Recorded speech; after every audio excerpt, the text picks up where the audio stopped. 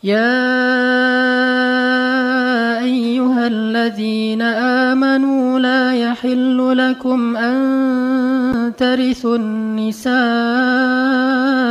كرها ولا تعضلوهن لتذهبوا ببعض ما آتيتموهن إلا أن يأتين بفاحشة مبينة وعاشروهن بالمعروف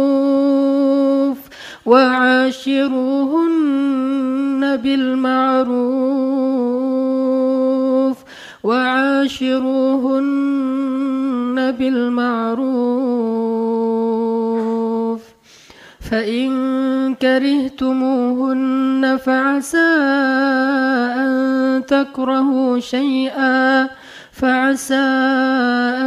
تكرهوا شيئا ويجعل الله فيه خيرا كثيرا. Sadaqallahul azim. Dalam sebuah hadis Rasulullah Shallallahu Alaihi Wasallam bersabda, hadis ini diriwayatkan dari Abi Hurairah radhiyallahu anhu, akmalul mu'minina imanan ahsanuhum khuluqan. Mukmin yang paling sempurna imannya adalah yang paling baik akhlaknya. Bukan manusia, karena kalau kita membahas manusia yang paling baik adalah yang paling baik akhlaknya, orang cenderung menjadikan hadis seperti itu sebagai alasan untuk tidak beribadah kepada Allah. Kan yang paling baik akhlaknya, bukan ibadah. Makanya di dalam hadis ini Rasulullah SAW seperti menjelaskan hadis sebelumnya, hadis yang lebih populer, khairun nas anfa'uhum linnas. Sebaik-baik manusia yang paling baik atau yang paling banyak manfaat bagi orang lain.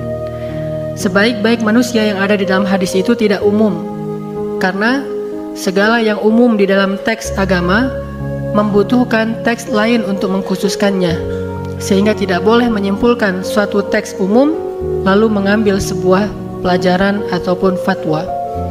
Kalau kita hanya berdasarkan hadis yang pertama, sebaik-baik manusia adalah yang paling baik akhlaknya, maka orang akan berkata, kalau gitu bukan yang paling banyak ibadahnya, maka ibadah tidak perlu. Kalau gitu bukan yang paling getol dakwahnya, maka dakwah tidak perlu. Kalau gitu tidak perlu berjihad, tidak perlu membaca Al-Quran dan seterusnya. Ternyata hadis itu masih umum dan dipersempit, diperjelas, diperkhusus oleh hadis yang lain yang ada di dalam kitab Riyadhus Shalihin. Salah satunya bahwa Rasulullah SAW bersabda, akmalul mu'minina imanan, mukmin yang paling sempurna imannya, ahsanuhum khuluqan, yang paling baik akhlaknya. Maka yang dimaksud dengan hadis yang pertama, sebaik-baik manusia adalah sebaik-baik manusia di antara orang-orang yang beriman. Sebaik-baik manusia di antara orang-orang yang beriman adalah yang paling banyak manfaatnya bagi orang lain. Jamaah Jumat yang dirahmati Allah Subhanahu wa taala. Akmalul mu'minina imanan ahsanuhum khuluqan, kata Nabi. Mukmin yang paling sempurna imannya adalah mukmin yang paling baik akhlaknya. Wa khiyarukum khiyarukum linisaikum, dan sebaik-baik kalian adalah yang paling baik akhlaknya terhadap perempuan-perempuannya, terhadap istri-istrinya. Bisa disimpulkan dari hadis ini, mukmin yang paling sempurna imannya dilihat bagaimana sikap dan akhlaknya kepada istrinya.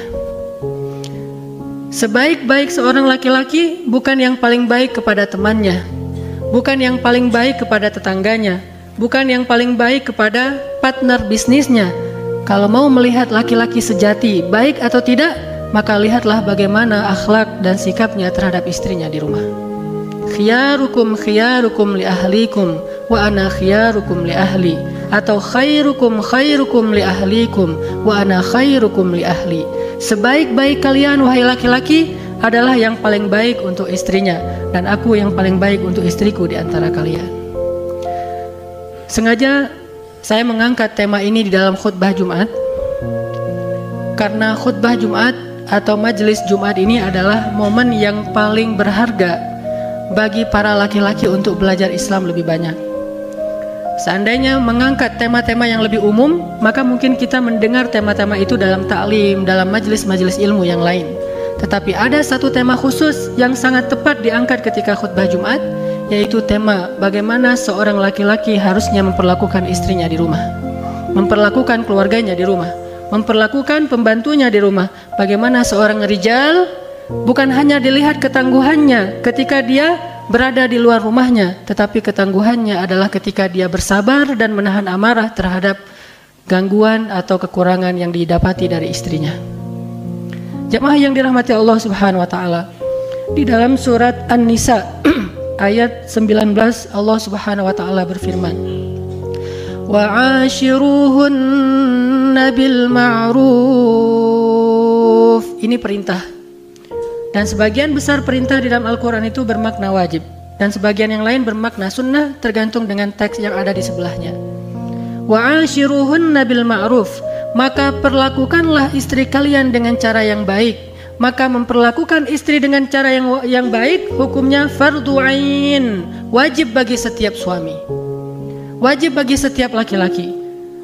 Bersabar terhadap kekurangan dan gangguan istrinya hukumnya wajib bagi setiap laki-laki. Seperti wajibnya sholat, walaupun kedudukannya berbeda-beda di antara satu amal dengan amal yang lain, tetapi secara hukum keduanya sama-sama wajib di sisi Allah Subhanahu wa taala. Wa'ashiruhunna bil ma'ruf, maka dari perintah ini agar seorang laki-laki bersikap baik kepada istrinya, jika seorang wanita menitikan air mata karena kejahatan suaminya, maka itu termasuk di antara dosa besar bagi seorang suami. Jika seorang perempuan datang kepada seseorang mengadu tentang perihal dirinya yang dizalimi oleh suaminya, maka Allah Subhanahu wa taala yang akan menjadi hakim di antara mereka. Disebutkan dalam sebuah kisah, dalam sebuah hadis yang sahih, ada seorang ulama di zaman sebelum Nabi Muhammad SAW. Ada seorang ulama ahli hikmah sedang berjalan di tengah malam, tiba-tiba melihat seorang perempuan di luar rumahnya menangis. Dia menangis dengan suara yang sangat keras. Kemudian ulama ini mendekat kepada perempuan yang ada di luar rumahnya, bertanya, "Ya amatallah, wahai ibu, kenapa ibu menangis? Apa yang terjadi?" Lalu dia curhat kepada ulama ini mengatakan, "Saya adalah seorang perempuan yang lemah, perempuan yang tidak punya siapa-siapa, dan saya diusir oleh suami saya, dan saya kehilangan anak saya. Suami saya melarang saya untuk bertemu dengan dirinya dan anak-anak saya selama-lamanya. Kepada siapa saya mengadu, wahai Tuhan? Saya hanya sendiri dan tidak punya keluarga." Kemudian ulama ini mengatakan, "Ya amatallah, bukankah Allah itu sebaik-baik hakim, dan Allah selalu berpihak kepada perempuan-perempuan yang terzalimi oleh suami-suaminya? Mengadulah kepada Allah, karena Allah Maha mendengar bahkan setiap langkah-langkah semut." Kemudian perempuan ini berdoa kepada Allah Subhanahu wa taala, dan Allah Subhanahu wa taala memberikan pelajaran yang luar biasa kepada suami perempuan ini. Istausu bin nisa'i khairan. Perlakukanlah perempuan itu dengan cara yang baik, kata Nabi.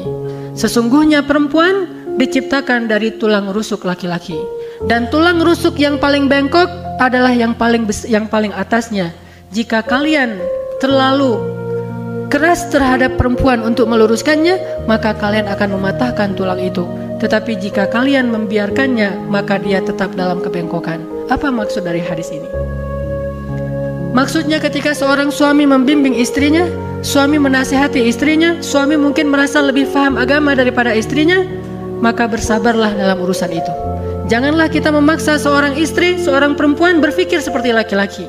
Karena bahasa para ulama, laki-laki punya 9 logika dan 1 perasaan, sedangkan perempuan memiliki 9 perasaan dan 1 logika. Sehingga yang lebih dominan dalam dia berpikir itu adalah perasaannya. Kadang seorang laki-laki tidak menyadari kalau dia telah menyinggung perasaan istrinya.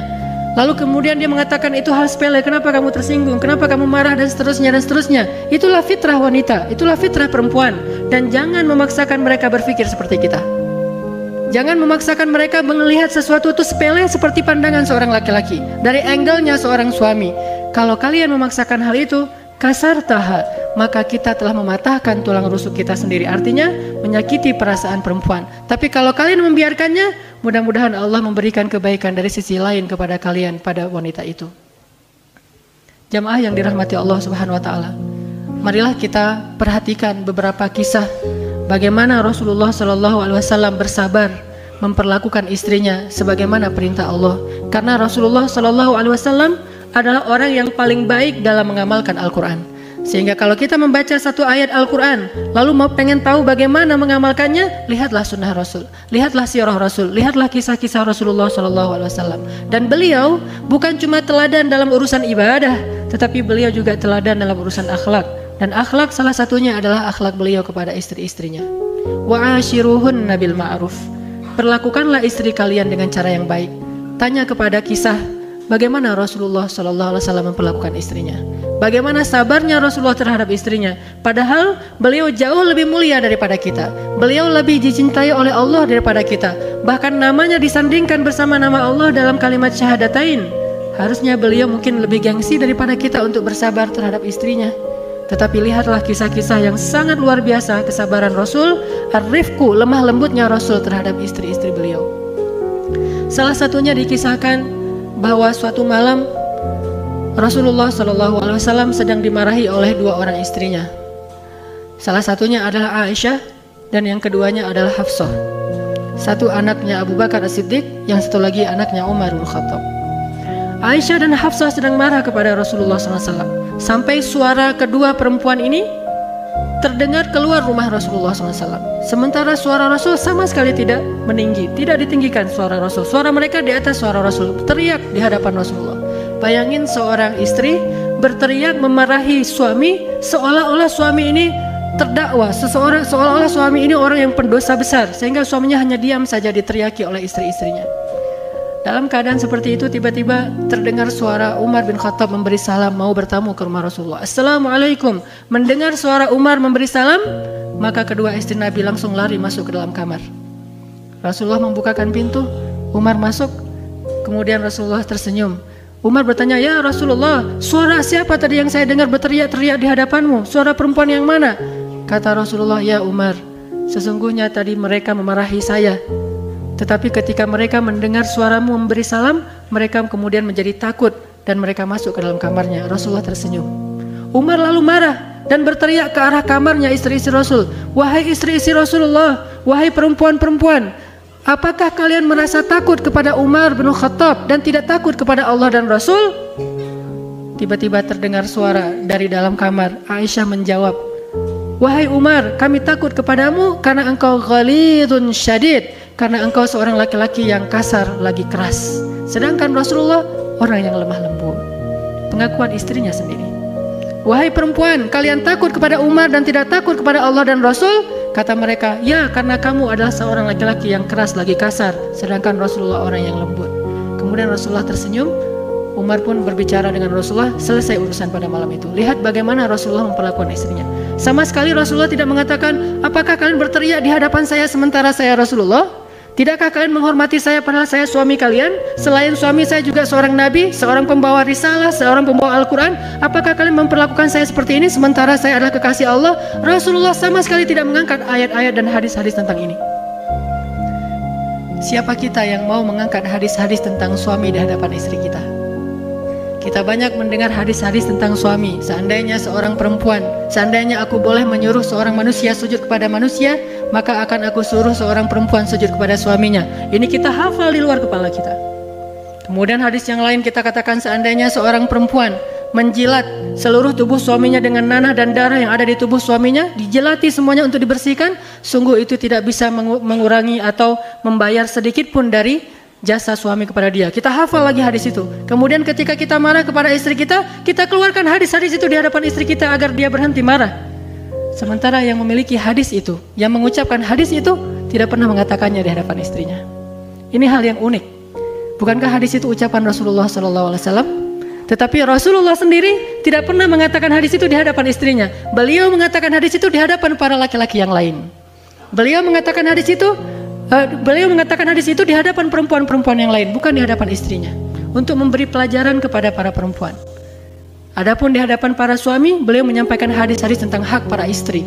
Ini adilnya Rasulullah SAW. Tetapi untuk keluarganya sendiri, istri Rasulullah, kalaupun tahu hadis ini, pasti tidak tahu dari Rasulullah. Taunya dari para sahabiat, dari istri-istri sahabat. Lalu siapa kita yang mau memakai hadis Rasulullah SAW tentang hak suami di hadapan istri kita, padahal Rasul sendiri yang mengatakan hadis itu tidak mengatakannya di hadapan istrinya. Ini menunjukkan akhlak yang luar biasa. Demikian juga dengan istri-istri, kadang mereka menghafal hadis-hadis tentang hak perempuan. Di antara yang saya sampaikan tadi, kemudian kisah-kisah Rasulullah, sehingga ketika mereka merasa tidak nyaman kepada suaminya, mereka membroadcast, mereka mengirim, mereka memforward hadis itu lewat media sosial kepada suaminya.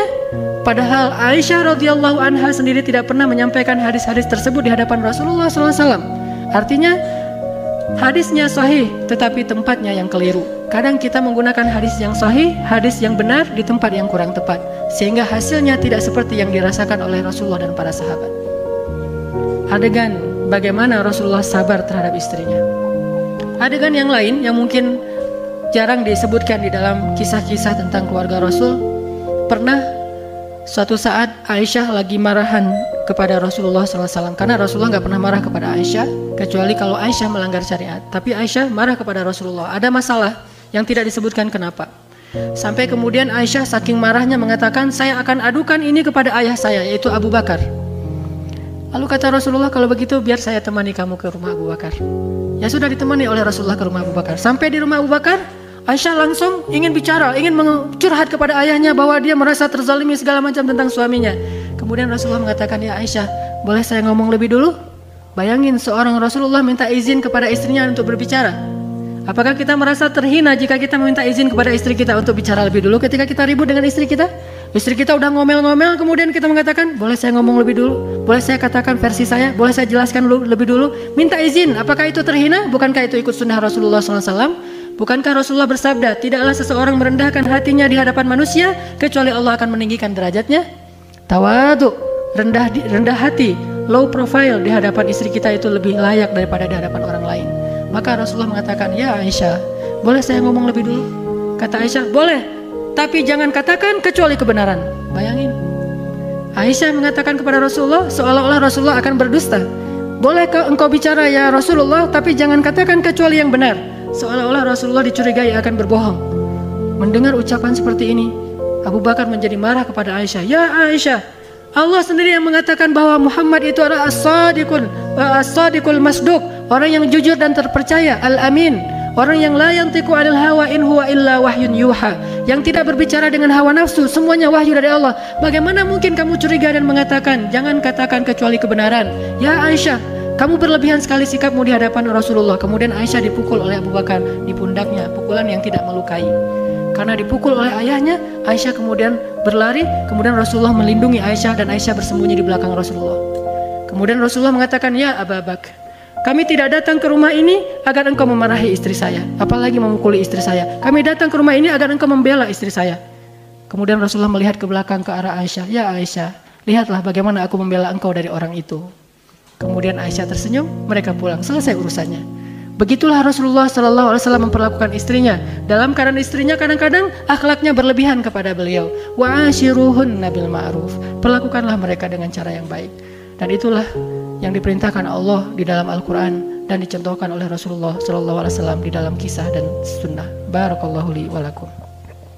Allahumma salli ala Sayyidina Muhammad wa ala alihi wa sahbihi ajma'in. Alhamdulillah, asyhadu an la ilaha illallah wa asyhadu anna Muhammadan abduhu wa rasuluh. Allahumma salli wa sallim wa barik ala Sayyidina Muhammad wa ala alihi wa sahbihi ajma'in. Jamaah yang dirahmati Allah Subhanahu wa taala. Suatu ketika ada seorang sahabat bertanya kepada Rasulullah SAW, ya Rasulullah, berapa kali idealnya seorang suami bersabar atas istrinya dalam satu hari? Berapa kali harusnya idealnya seorang suami yang baik akhlaknya bersabar dari kekurangan dan gangguan istrinya dalam satu hari? Berapa kata Rasul? 70 marrah, 70 kali per hari. Artinya kalau kita merasa tidak nyaman, diganggu, ada kekurangan pada istri kita yang membuat kita merasa marah, sakit hati, tidak nyaman, emosi, coba dalam sehari hitung, apakah sudah sampai 70 kali? Kalau belum sampai 70 kali, berarti kita belum layak untuk marah kepada mereka. Begitulah ukuran kesabaran seorang suami yang ideal, suami yang dicintai Allah, yang diajarkan oleh Rasulullah SAW. Jika kita merasa marah kepada istri kita, tahan amarah kita dalam sehari 70 kali menahan amarah. Kalau sudah 70 kali, yang ke-71 baru kita boleh marah. Dan marahnya pun, kata Allah yang pertama, fa'idhuhun. Cara marah yang pertama adalah beri nasihat, bukan berteriak, bukan mencela, bukan memukul. Nomor satu, ketika kita udah marah banget, fa'idhuhun, beri nasihat. Yang namanya nasihat itu bukan memarahi, nasihat itu dengan bil mau'izatil hasanah, dengan cara yang baik. Udah dengan nasihat ternyata nggak mempan juga, maka wahjuruhunna 'anil madaji', pisah tempat tidur, bukan pisah rumah. Kita tidur di sofa, istri tetap tidur di kamar. Bukan istri disuruh keluar dari kamar, apalagi keluar dari rumah. Bahkan Nabi bersabda, haram bagi seorang laki-laki membiarkan istrinya keluar dari rumah kecuali jika istri itu berbuat fahsya atau berzina, selingkuh. Di dalam Al-Quran juga Allah jelaskan, gak boleh kita mengusir istri kita dari rumah kita, apalagi kalau rumah itu milik bersama. Bahkan kalau rumah itu hanya milik kita sendiri, tidak boleh mengusir istri dalam keadaan apapun kecuali istri itu berbuat zina. Maka cara pisah tempat tidur yang diajarkan dalam sunnah itu adalah Nabi yang keluar dari kamar, tidur di sofa, tidur di ruang tamu, istrinya tetap tidur di kamarnya yang nyaman. Ini marah. Marah yang ketiga baru fadribuhun, baru memukul mereka dengan pukulan yang tidak melukai dan menyakiti. Tetapi belum pernah saya membaca ada kisah Rasulullah memukul istrinya atau para sahabat memukul istrinya, karena rata-rata di antara mereka memiliki kesabaran sampai ke tingkat fa'idhuhunna, itu sudah beres urusan di antara mereka. 70 kali kita harus bersabar atas gangguan istri kita. Dan Rasulullah SAW bersabda dalam hadis yang lain, tidaklah seorang laki-laki bersabar atas gangguan istrinya selama beberapa saat kecuali Allah Subhanahu wa taala akan memberikan kepada dia anugerah yang pernah Allah berikan kepada Ayub alaihissalam. Kalau mau tahu, bacalah kisah Ayub yang sangat panjang. Bagaimana ending dari kisah Ayub yang sabar terhadap istrinya yang meninggalkan beliau ketika beliau sedang sakit. Siapapun yang sabar atas perlakuan buruk dari istrinya, kata Nabi, maka Allah akan memberikan kepada dia karunia seperti yang Allah berikan kepada Ayub alaihissalam. Bahagialah seorang suami yang diberikan seorang istri yang solehah, dan berbahagialah seorang suami yang diberikan kesabaran untuk menghadapi istri-istrinya. Karena sesolehah apapun seorang perempuan, dia adalah manusia. Seperti Aisyah radhiyallahu anha yang dicintai oleh Allah, dapat salam langsung melalui Jibril. Seperti Hafsah yang ketika Nabi pernah menceraikan Hafsah, Allah mengutus Jibril untuk merujuk Hafsah. Ya Muhammad, rujuklah Hafsah. Sesungguhnya Hafsah itu istrimu di dunia dan di akhirat. Istrimu di dunia dan di surga. Sesolehah Hafsah, al-sawwamah qawwamah, yang ahli puasa dan ahli salat malam, tetap aja melakukan kesalahan yang ditegur oleh Allah di dalam surat At-Tahrim. Semua mereka adalah manusia, sama dengan halnya kita. Kita juga manusia yang kadang berbuat salah, yang apalagi kesalahan mereka itu adalah fitrah dari Allah, kebengkokan yang ada pada diri mereka atau perasaan mereka. Isbiru wasabiru, bersabarlah dan kuatkanlah kesabaran. Bagi yang belum menikah, bekalilah diri kita dengan kebijaksanaan, dengan kesabaran, dengan akhlak mulia, sehingga ketika nanti Allah menganugerahkan kepada kita seorang istri, jadilah seorang waj'alna lil muttaqina imama. Mudah-mudahan nasihat yang sederhana ini bisa hari ini juga kita amalkan dalam kehidupan kita. Pulang dari masjid saat kita selesai sholat Jumat ini, kecuplah kening istri kita, doakan mereka, karena doa seorang suami yang baru selesai sholat Jumat sangat diijabah oleh Allah Subhanahu wa taala. Ketika kita datang ke rumah kita, doakan istri kita, kecup keningnya, belai rambutnya, dan katakan, ya Allah, jadikanlah istri ini istri yang solehah, istri saya di dunia dan di akhirat insyaallah. Allahumma ighfir lil muslimina wal muslimat wal mu'minina wal mu'minat al ahya'i minhum wal amwat. Allahumma ighfir lana dhunubana wa liwalidayna warhamhuma kama rabbayana shighara.